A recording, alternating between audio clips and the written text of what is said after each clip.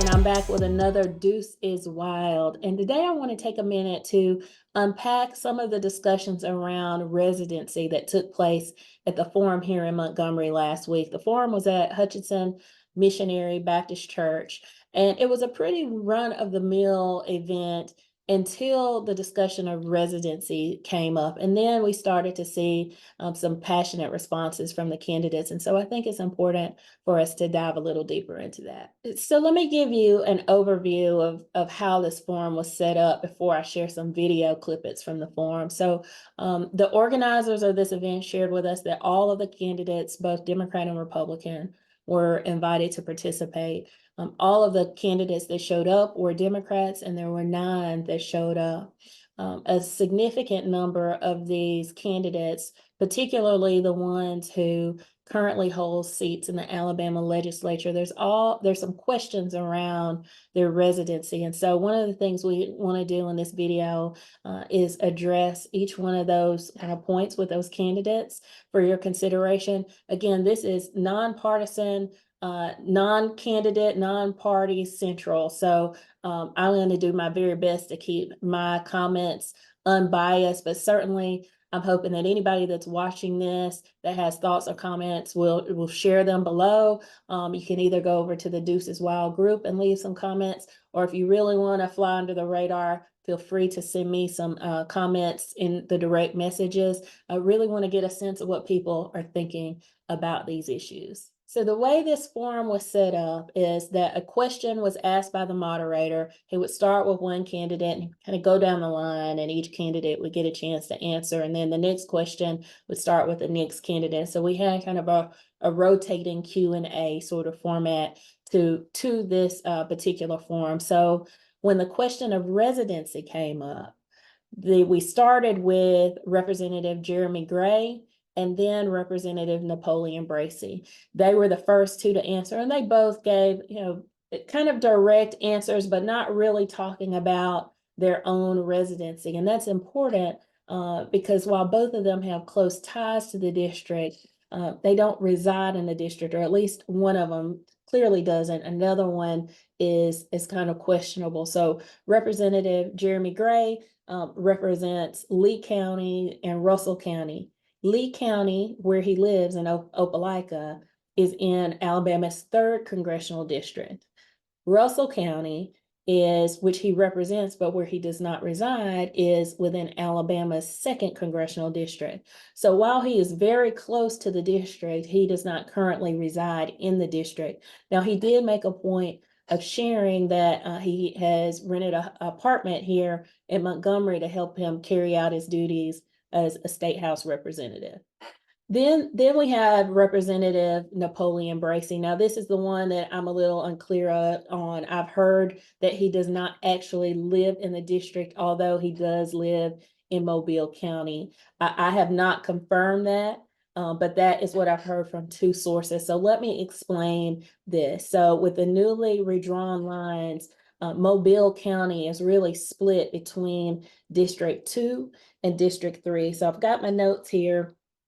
District 2 is going to consist of about 90% of the city of Mobile. It's going to also include most of Pritchard, Centronell, and Wilmer. Okay, that is all clearly District 2. There's some smaller communities that are split between Districts 1 and Districts 2.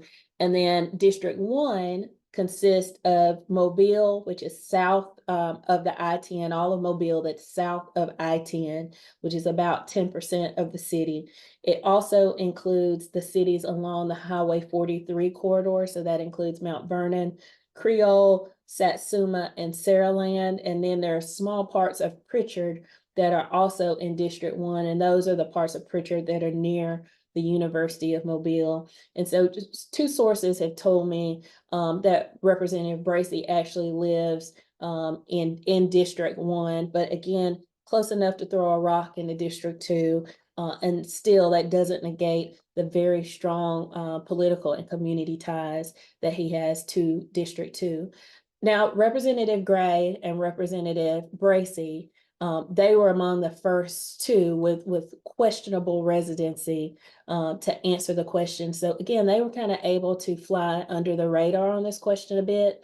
So now let's go to Shomari Figures and let's hear his response to the question on residency. My mom and dad were born and raised in this district. All four of my grandparents are from this district. All 8 of my great-great-grandparents and all 16 of my great-great-great-grandparents were born, raised, lived, worked, and died in this district. I think when we talk about this district and we talk about people outside of the district coming into the district to run, I think there are two big concerns that we got to be worried about, and two concerns that we heard resonated around the district as we travel. The first is this: whoever wins this nomination, we will be going up against a Republican who expects to win, and we will be going up against a Republican who has a base. And if we believe polling, that will likely be Dick Brewbaker from right here in Montgomery. If we put a candidate on the Democratic side against a candidate from Montgomery or who has a base in this district, we put a candidate from the Democratic side who does not have a base in this district, we jeopardize making Hakeem Jeffries the next Speaker of the House. The second part of it is this: we have enough cities and towns and communities in this district to worry about prioritizing. I don't think anybody in this district wants to worry about when the phone rings in Washington, D.C., is their congressperson going to prioritize sending money to Redstone Arsenal or Maxwell Gunn? Is their congressman going to worry about still satisfying constituents in Birmingham or Mobile? It is a real concern. And at the end of the day, it's about commitment and dedication. People running for this position should be committed enough and dedicated enough to move into this district while they are asking you to vote for them. Not after and unless they win.